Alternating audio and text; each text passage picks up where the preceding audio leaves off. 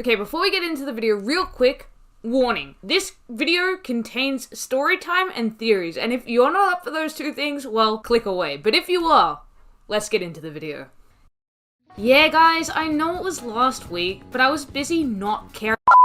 I was busy with a lot of real life stuff. I know real life sounds fake as hell, but trust me guys, it's a thing.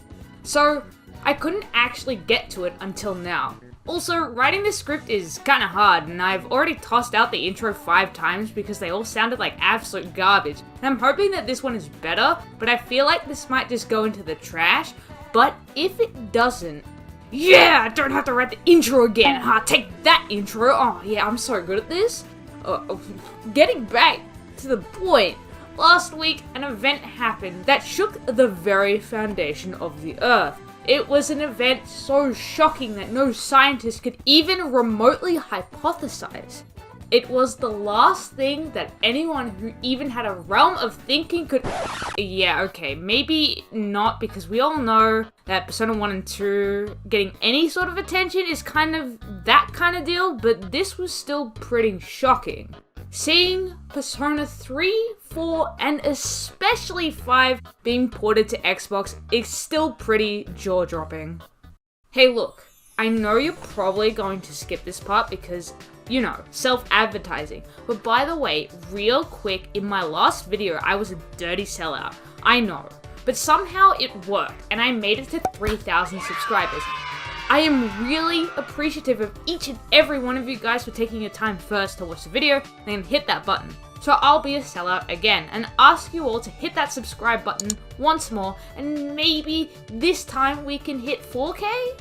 Yeah, I know I'm being cringe, but hey, okay, I really have nothing. So let's get back to the video. The Xbox and Bethesda showcase was an event that I would have honestly just entirely ignored.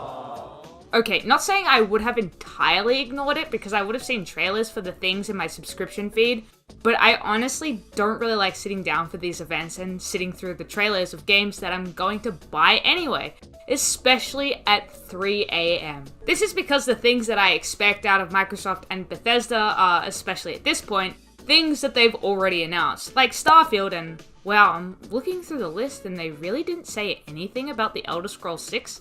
Then I guess Overwatch 2. So when I woke up the morning after it happened, I thought that Twitter was joking when they were posting pictures of Persona 5 Royal with the Xbox cover everywhere. Because I was clearly out on an in-joke that happened while I was sleeping. But then I saw that Atlas West had tweeted the trailer, and well, at that point, I had to believe it. I had no other choice. I mean, I could choose not to believe it forever because I kind of do have a choice, but it would defy all logic to see people playing it on Xbox and being all, nah guys, this is just a huge prank that the entire world is pulling on me. Well, my logic anyway. So I opened the trailer and scrolled to the end because let's be real, I've played all of these games before, and just looked at the release dates, and then said, neat. In addition to the realization that everybody would be making a video about it, except me, because I'm the cool kid with real life to deal with, and this gave me something valuable called time. Time allowed me not only to be able to see that the games were being ported to PlayStation 4, 5, and Steam, as well as, give me space to write the script. So now we're going to have Persona 3, 4, and 5 easily accessible on 3 different systems. And while this is something I am personally really happy about, one word just filled my mind for the days to come after the announcement. Why? Why were these games coming to Xbox and PC? Why are these games skipping the Switch, especially since that's the console that the most people beg for the game to reach? I needed to turn my game developer brain on because I didn't spend 30 grand just to have my fancy piece of paper just sitting there in the dust. I need to put some of it to good use. Sometimes. And this was the perfect time. So I got out my paper, and I was like SpongeBob in that episode where he starts his assignment and finishes with a very well written "the" on the page. And I'm describing it because I don't want a copyright strike on my video, because we all know how YouTube is at this point.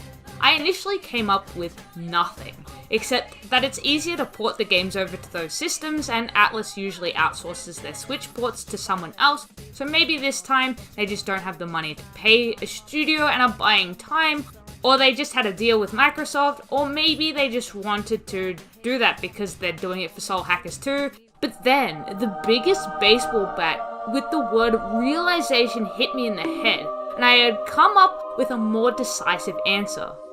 Yakuza. Now you, faithful viewer, might be thinking, what the hell does that even have to do with it? And that's pretty valid. I mean, they're not even developed by the same studios, and aren't even owned by the same publishers, because Atlus self-publishes, even though Sega owns them, and it's weird, okay? Their situation makes my brain hurt, a lot of the time.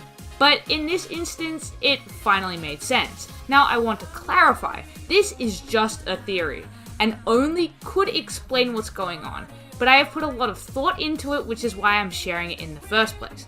Okay, that's done.